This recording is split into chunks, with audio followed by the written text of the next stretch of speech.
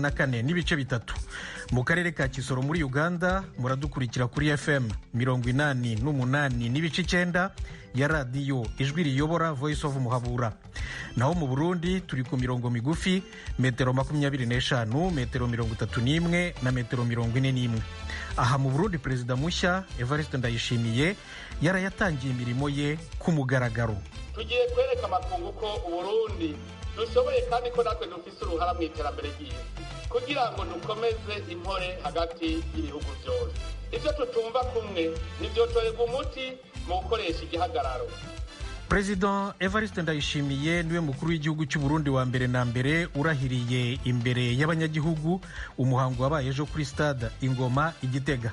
Turarebera hamwe uko uwo muhango wagenze n'ibyo abarundi bamwe na bamwe bawuvugaho. Naho mu Rwanda abashinjacyaha barimo barabaza Colonel Tom Byabagamba ku byaha bishya bamukekaho. Ni mukanya mu makuru y'ibiyaga bigari nyuma y'amakuru yo hirya no hino ku isi yose, kandi twayabateguriye jye na bagenzi banjye bose dukorera hamwe hano i Washington DC, turi iwacu buri muntu wese mu rugo rwe mu rwego rwo kwirinda iki cyorezo cya virusi ya korona cyugarije isi.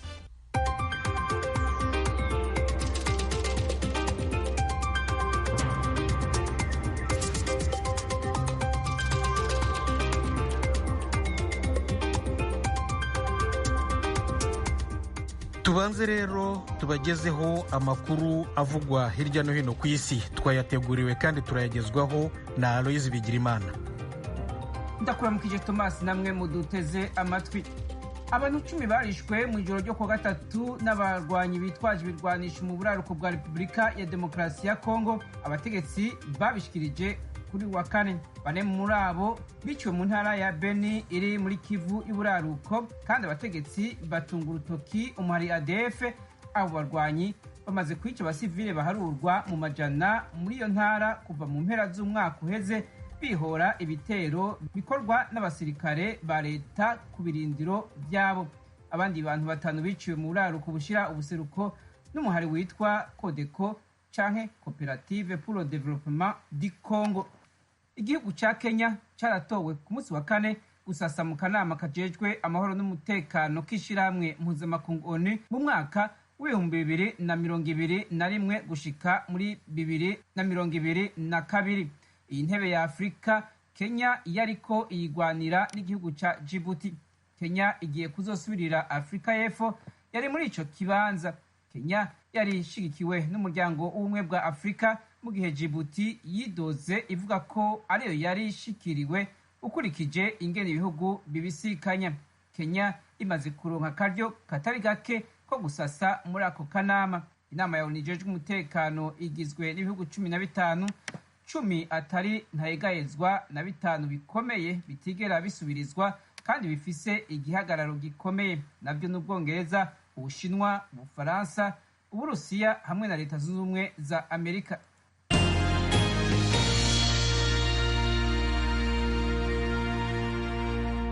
Abantu 13 barapfuye, abandi batari bake baraburirwa irengero inyuma y'imvura nyinshi y'isegenya yaguye kuri wa kane ibomora imisozi, amazu hamwe n'amabarabara y'indarayi mu micungararo ya Abidjan ku murwa mukuru wa Cote d'Ivoire.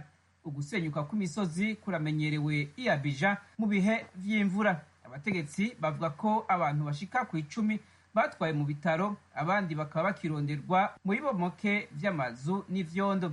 Abantu 18 barapfuye Abidjan mu gihe nk'iki c'imyuzure mu kwezi kwa gatandatu umwaka w'2018. Igisirikare ca Cameroon gitangaza ko cagarukanye umutekano mw'ibarabara rikomeye mu budandaji bihuza ico gihugu na Nigeria. Igisirikare cashikirije ko cishe abarwanyi 13 mu bashaka kwiyonkora ku gihugu bahora bagenzura iryo barabara mu kirigo c'amezi 2. Ariko abaroberi barahakana mu kuvuga ko abishwe atari abarwanyi babo ariko ari yindi mirwi yitwaje ibirwanisho. Igihugu ca Cameroon gikura muri Nigeria 70% by'ivyankenerwa mu buzima bw'abanyagihugu, mu gihe Nigeria ironka umuceri, ibigori hamwe n'ibindi birimwa ibikuye muri Cameroon.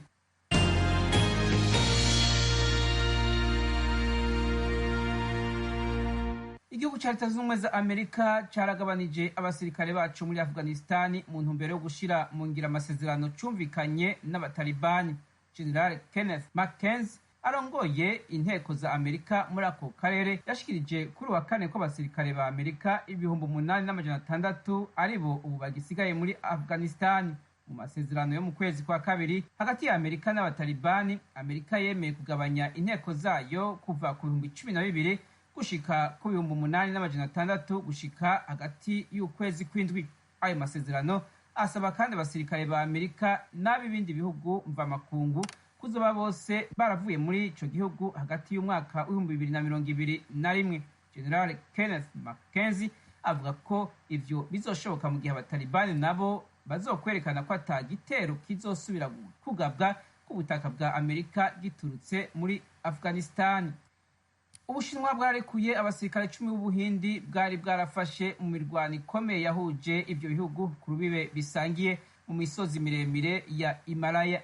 Ibimenyeshamakuru vyo mu Buhindi vyashikirije kuri wa gatanu ko abasirikare 10 b'Ubuhindi bahasize ubuzima. Abo basirikare barekuwe inyuma y'urukurikirane rw'ibiganiro vyahuje izo mpande zibiri inyuma y'iyo mirwano yabaye ku munsi wa mbere. Ubuhindi n'Ubushinwa bifitaniye amatati kuri urwo rubibe ahigeze no kubera intambara ikomeye mu mwaka w'1962. Aloise Bigirimana, urakoze kutugezaho aya makuru yo hirya no hino ku isi. Nshuti zacu, muracyumva radiyo ijwi rya Amerika ivugira Washington DC mu Kirundi n'Ikinyarwanda. Usibye ku maradiyo yanyu kandi mudukurikira no ku rubuga rwa internet wa3.radiyo-yacu.voa.com ndetse no kuri YouTube na Facebook VOA Radio Yacu. Noneho amakuru y'ibiyaga bigari.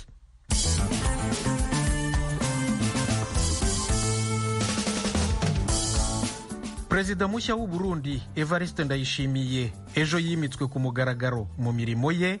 Imihango yabereye kuri stade Ingoma mu murwa mukuru wa politiki w'u Burundi Gitega. Nta mukuru w'igihugu cy'amahanga n'umwe wari uhari. Hagati aho ariko nk'uko mugenzi wacu Pierre Claver niyo nkuru abitubwira muri iyi nkuru ye, abakuru b'amadini bagize uruhare runini muri uyu muhango.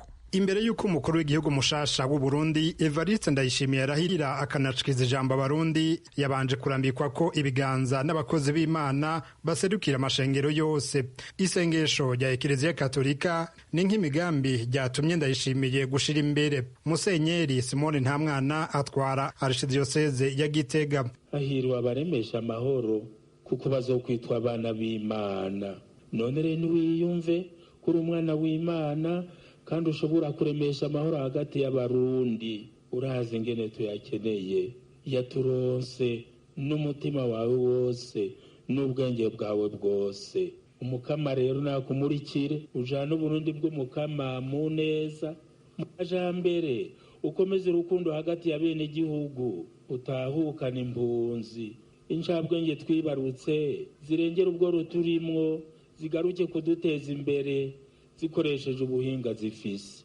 Utwugururira amarembo y'amakungu, atubera umubanyi w'ingirakamaro. Ndayishimiye yaciye arahirira amabanga mashasha. Ndarahiye ko ntazotirigana ku masezerano y'ubumwe bw'abarundi. Uwo mutegetsi mushasha yemeye ko agiye gushiraho leta yuzuriza bose. Gushinga iyo leta mvyeyi rero nico nje gukora. Ntimugire ubwoba, ndazi bindindiriye. Ukwishira no kwizana kw'abarundi bose no kubakingira mu gateka kabo. Abashaka ibiganiro nejo baratonda, tuyaga dukora tuyaga. Guhera ubu ivy'ingimba nibihagarare. Umwe wese avuga ikimubakiye, twoye kwihamenya abatwenzi. Nimwitegure kuva ubu nta kuniganwa ijambo kuko uburenganzira ni bwanyu imbere ya leta ariyo muvyeyi. Kuri leta yiwe Evariste Ndayishimiye avuga ko amashirahamwe yigenga n'ubutungane bizoba bifise ikibanza gikomeye mu iterambere ry'igihugu. Abahora bavuga ko baharanira inyungu z'abene gihugu mu kugumura barumvise ko ari uburenganzira bwabo nta bene gihugu gukurikirana ko ineza yabo iriko iratunganywa neza, baheze bashikire inzego zibijejwe mu bugwaneza. Dufise ihangiro ryo gusasagaza ubutungane bwizewe na bose kandi bunywanisha bene gihugu na cane cane mu gusubiza umutamana intahe yo kumugina. turipfuza yuko ivyaha bihanwa, habaye uwakoze icaha yaba uri muri leta canke uwundi, twese tumushengeze. Ikindi Ndayishimiye azokwihatira ko nk'uko yavyivugiye no kunagura imigenderanire n'amakungu, aharanire ko igihugu ciwe kidasuzugurwa kw'isi. Tutitwararitse guhesha izina Burundi mu makungu biciye mu migenderanire ishimikiye ku kubahana, kuzuzanya, ku gutsimbataza umwumvikano hagati y'Uburundi n'ibindi bihugu no hagati y'Uburundi n'amashirahamwe atandukanye, ivyo twakora byose mu gisata c'imigenderanire no gufashanya mu vy'iterambere mu gihugu cacu vyoguma bigoyagoya. Tugiye kwereka amakungu ko Uburundi dushoboye kandi ko natwe dufise uruhara mu iterambere ry'isi, kugira ngo dukomeze impore hagati y'ibihugu vyose. Ivyo tutumva kumwe ntivyotorerwa umuti mu gukoresha igihagararo, ahubwo ibiganiro niyo yonyene nzira irashe yo gutahurana no guhanurana. Kuva kera ngaha mu Burundi twarutse twumva ko abarundi baja gukora i Buganda, abandi bakaja gukora aho twita Imanamba muri Tanzania. Turakwiye kubandanya uwo mugenzo. Evariste Ndayishimiye nta mukuru w'igihugu mugenzi we yavuye hanze aza kumushigikira. Ico bikoze Igitega ku mugwa mukuru wa politike aho yarahiriye hari abaserukira ibihugu bitandatu nk'uko vyashikirijwe n'umworosha w'amajambo muri ivyo birori. Ivyo bihugu navyo ni Tanzania, Kenya, Congo, Gabon, Guinea Equatoriale na Misiri. Kw'izina ry'abo batumire ba Kavantara Jakaya Kikwete yabuze atwara igihugu ca Tanzania, abona ko Burundi bwateye intambwe kuko hasigaye haba kubisikanya ku butegetsi mu mahoro. Kuliko vile ambavyo baadhi ya watu abenshi bari biteze ko aya matora hazobamwo ubwicanyi n'ibindi bintu bibi, ariko siko vyagenze, yabaye mu mahoro. Vyerekana ingene igihugu kimaze gushika ku ntambwe ikomeye no kubisikanya ku butegetsi vyabaye mu mahoro, mwituze. Ubu rero amatora yaheze, mwubake igihugu, ariko kandi turabahoza kuwo mwabuze mutanka umukuru w'igihugu canyu, natwe twamukunda cane. Mheshimiwa Pierre Nkurunziza. Ni ibirori vyabaye uwo Kikwete avuze mu izina aheruka kuryamira ukuboko kw'abagabo atarashinguranwa iteka. Pierre Claver Nkuru, Kigali, kubw'ijwi ry'Amerika. Kandida w'umugambwe CNL Agathon Rwasa yabaye wa kabiri mu matora y'umukuru w'igihugu cy'u Burundi. Evariste Ndayishimiye yatsinze, nyamara CNL ntiyatumiwe mu muhango wo kwimika perezida mushya w'u Burundi nk'uko umuvugizi wa CNL Twaronse Amakuru abivuga. Yaganiriye na mugenzi wacu Frederic Nkundikije. Kumbure twashe kuyakurikirana neza yose kuko umugambwe CNL nta butumire wigeze uronka bwo kuja muri ivyo birori, ariko nimba bivuze gutyo kumbure byo ari byiza, ariko abakuru b'imigambwe yavuze yuko wataruhara rugaragara bazogira mu vyagiye gutunganya, kuko yavuze bati umunyamugambwe wese arashaka kuzomwishikirira. Murumva yuko muri ico gihe ntawuze yuko kuzakurikiza porogaramu y'umugambwe nuko ari umuntu umwe azotora mu bandi uko abishatse. Hama ikindi naco turamenyereye yuko mu Burundi turamenyereye imvugo n'ingiro kenshi bikunda kuba bitandukanye, kuko nk'ubu turavye umuco amatora yabayemo byagaragaye neza ko ataranze no kwisanzura aho gutora. Abantu barapfuye, abantu bacavundiye mu busho, abandi n'ubu bariko barazizwa ibijanye n'amatora. Murumva yuko rero iyo mvugo n'ubumengo ni imvugo nyine ya politiki, ariko ivyo tubona n'ivyo twabonye ku rubuga ntaho bisa n'ibisana n'ubwo rurimi rwo guhamagarira abantu yuko hagira ivyo bahurirako. Uravuze ko umugambwe CNL utatumiwe muri ivyo birori, ni ukuvuga ko umushikana Agathon ataritavye ivyo birori? Eka umugambwe CNL nta butumire wigeze uronka, nico gituma ngira kumbure tabari kumenya yuko atumiwe nuko adatumiwe.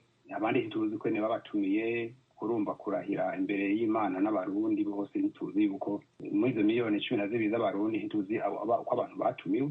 Numva yuko byegoye kumenya yuko umuntu ashika habereye ivyo birori, na cyane cyane mu gihe tuzi neza yuko amatora yabaye ahiganwa abanyamigambwe ko nabo baba botumirwa mu buryo bugaragara byo ari byiza, ariko twebwe umugambwe CNL hato twabonye nta butumire twarose. Ikintu mwibaza coba caratumye batabatumira niki? Ivyo kumbe inyishu yotangwa n'ababikoze, ntituzi nico babikoreye, kandi igihagararo n'ijuda vy'umugambwe CNL abarundi barakibonye kandi barazi uko umugambwe uhagaze mu gihugu. Nibaza ko ntuba ari umugambwe wo kwirengagiza mu kubaka igihugu n'akazoza kacu.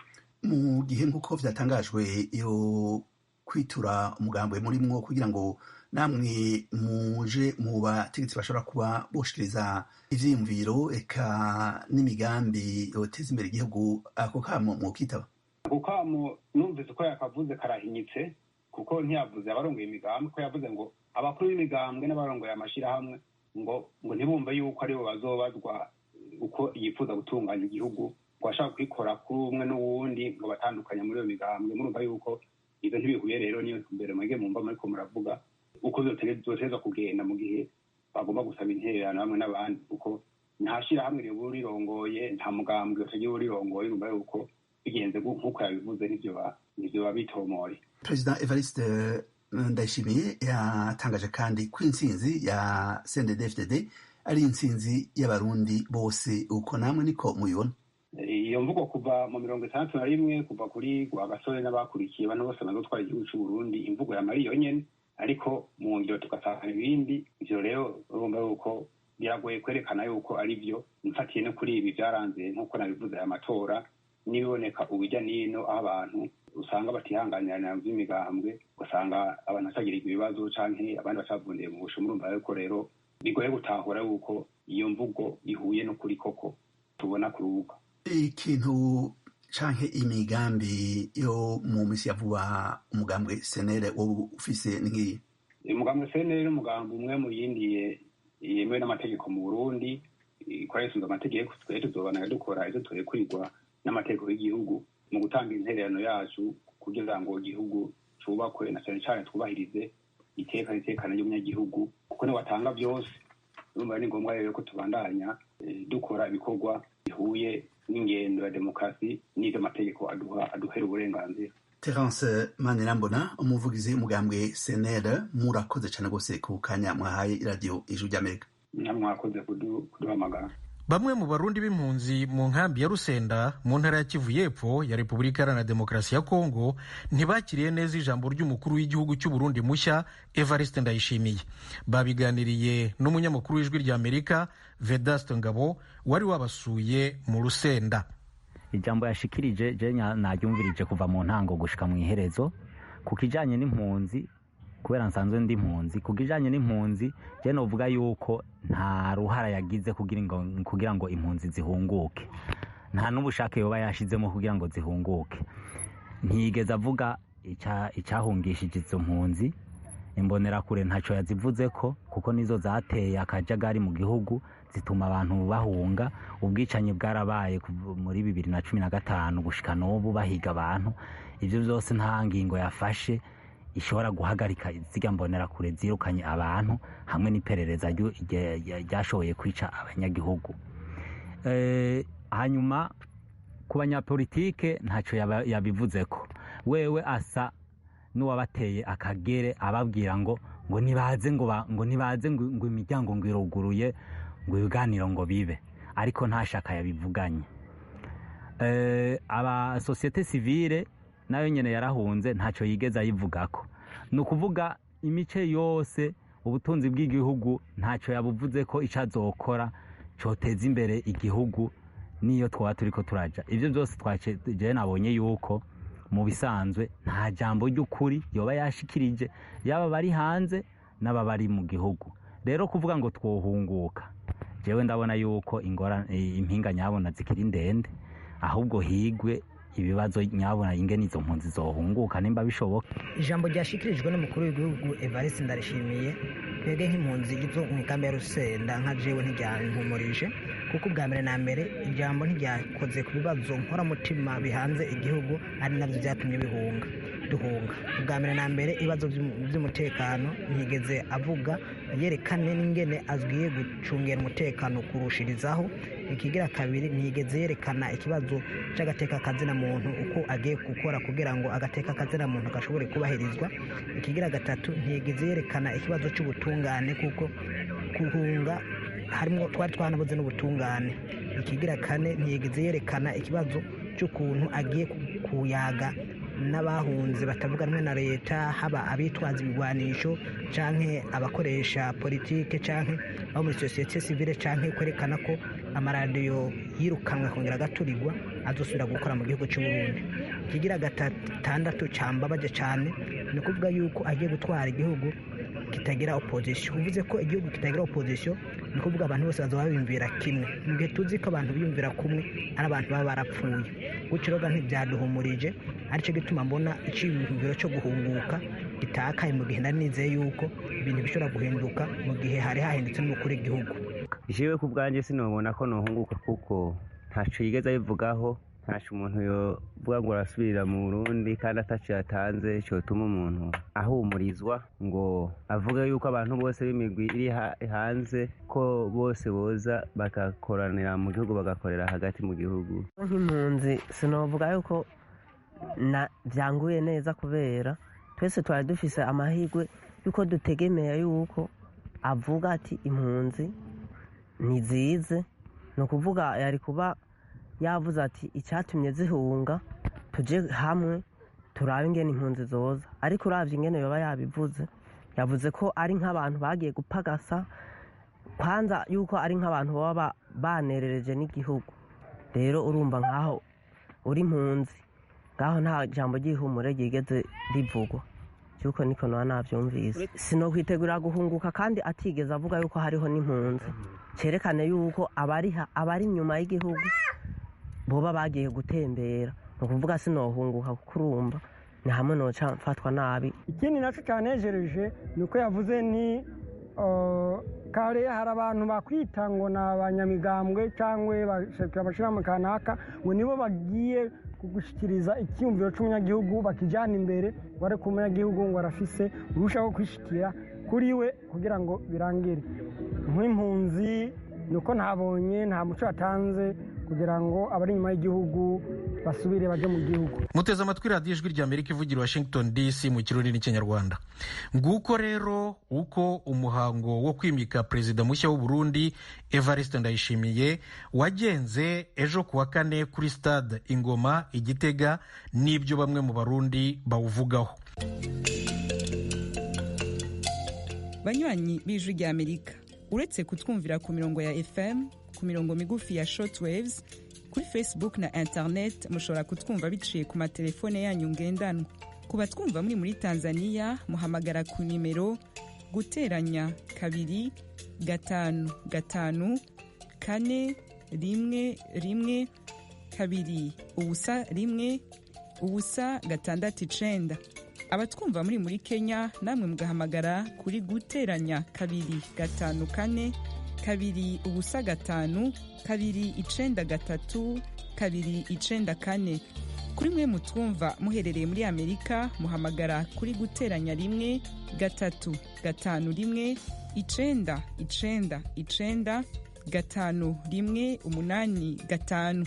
Ijwi rya Amerika ryongeye kubashimira kuba mudahengeshanya kuryumviriza. Ijwi rya Amerika ni radio yanyu. Mu Rwanda, Colonel Tom Byabagamba wahoze ategeka umutwe w'abasirikare barinda umukuru w'igihugu ejo yari mu bushinjacyaha ku byaha bishya bamukekaho birimo gushaka gutoroka gereza. Ni inkuru ya mugenzi wacu Eric Bagiruwubusa. Mu mpuzankano y'ibara ry'icyatsi gitoshye iranga abagororwa bafungiwe muri gereza za gisirikare, agapfukamunwa gasa n'utw'abamurinze bari bambaye turi mu ibara rya gisirikare, amapingu ku maboko n'impapuro yarafatishije amaboko yombi agenda zizunguza gahoro gahoro, yambaye inkweto za plastike z'ubururu zitagaragaza amana ariko zigaragaza ibitsitsino zagenewe abakora ahantu hari amazi. Uko niko Koloneli Tom Byabagamba yasohotse mu cyumba ubushinjacyaha bwamuhatiragamo ibibazo. Byari nka 6:40 yahise yerekezwa mu modoka ya gisirikare itwara imfungwa. Umwitegereje Koloneli Tom Byabagamba yarananutse. Ingoro y'ubutabera ya Nyarugenge Koloneli Byabagamba ubushinjacyaha bwamubarizagaho yaririnzwe bikomeye. Ohereye mu marembo y'urukiko hagaragaraga abasirikare, abambaye imyenda y'akazi, banafite imbunda, yewe n'abari bambaye gisivile. Kubamenya byasabaga kubitegereza bahuye kuko bahitaga basuhuzanya bya gisirikare, umwe aterera undi salute. Koloneli Byabagamba ahoza kuri uyu mutwe udasanzwe w'abasirikare barinda umukuru w'igihugu Paul Kagame, birakekwa ko ari guhatwa ibibazo ku byaha igisirikare cy'u Rwanda cy'isi ibyaha by'inyongera ngo yakoze afunzwe. Mu kwezi kwa kane uyu mwaka igisirikare cyavuze ko kizamurega ibyaha bishya byo kugerageza gutanga ruswa no kugerageza gutoroka gereza ya gisirikare afungiwemo. N'ibyaha RDF ivuga ko Koloneli Byabagamba yabikoranye n'abandi bantu bamwe bari imbere muri gereza afungiwemo ndetse n'abari hanze yayo. Ijwi rya Amerika ntiyabashije kumenya niba ibi byaha igisirikare cyatangaje ari byo Koloneli Byabagamba ari kubazwaho n'urwego rw'ubushinjacyaha cyangwa se niba byaba byarahindutse mu nyito cyangwa se mu mubare wabyo. Igisirikare kikimara kumusubiza muri gereza, ijwi rya Amerika yegereye bwana Michel Nshimiyimana ukuriye urwego rwamubazaga mu karere ka Nyarugenge, maze atubwira ko mu mabwiriza abagenga byaba byiza kuvugana n'umuvugizi w'urwego rw'ubushinjacyaha ku rwego rw'igihugu. Twahamagaye bwana Faustin Nkusi uvugira uru rwego ariko ntiyitabye ntiyanasubiza ubutumwa bugufi twamwoherereje bugaragaza icyo twamushakiraga. Birashoboka ko Koloneli Byabagamba yaba ari kubazwa atunganiwe kuko yasohotse arinzwe n'abasirikare kandi ntitwabashije kubona niba yari yunganiwe. Amakuru ijwi rya Amerika yakuye ku rukiko nuko ngo waba ari umunsi wa kabiri abazwa n'ubushinjacyaha.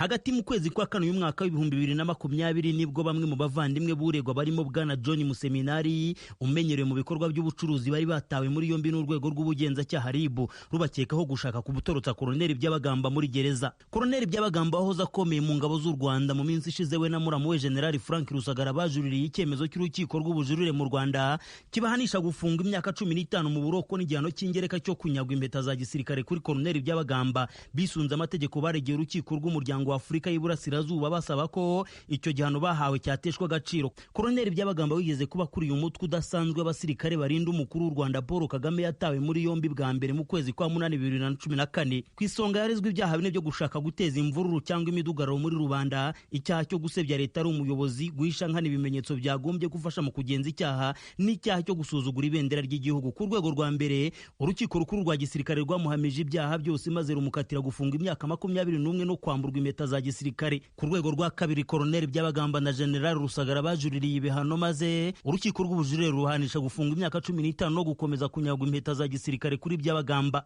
Ni mu gihe mu bujurire bwe Koloneli Byabagamba yagejeje ku rukiko rw'umuryango wa Afurika y'Iburasirazuba hanze yo gusaba gutesha agaciro ibyemezo by'inkiko z'u Rwanda anasaba gusubizwa mu kazi kandi agasubirana impeta ze za gisirikare. Koloneli Byabagamba burana hakana ibyaha byose akavuga ko azira ibyaha bishingiye ku nyungu za politiki, akavuga ko bikomoka hanini ku masano afitanye n'abahoze ari inkoramutima ku butegetsi Perezida Kagame abereye ku isonga kugeza ubu bahunze igihugu kandi badacana uwaka n'ubutegetsi buronka bwana David Himbara mukuru wa Koloneli Byabagamba. Mu bihe bitandukanye imiryango mpuzamahanga irengera uburenganzira bwa muntu nka Human Rights Watch ndetse na bimwe mu bihugu bya rutura bivuga ko Koloneli Byabagamba na muramu we General Frank Rusagara bafunzwe bazira ibikorwa bya politiki. Izo mpande zose zitemeranya n'ibikorwa n'ubutabera bw'u Rwanda zigashimira iterambere Perezida Paul Kagame amaze kugeza ku Rwanda mu myaka amaze arutegeka, ku rundi ruhande zikamunenga ko yashyize